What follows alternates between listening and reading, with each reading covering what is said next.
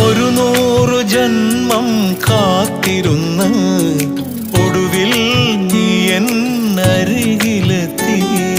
വാക്കുകളുണ്ടോ തൂലികയിൽ വാസന പൂങ്കാറ്റേ? കുഴലൂതി വരുമോ പൂങ്കുയിലേ മാംഗല്യക്കുരവയിടാനായി? വാഴ്മുന കണ്ണിലെ മാരിവില്ലേ കട്ടെടുക്കാനെൻ കൈ ധരിച്ചു. തൊട്ടപ്പോൾ മഴവില്ല് തീൻമഴയായി, ആ മഴ ആദ്യാനുരാഗമായി.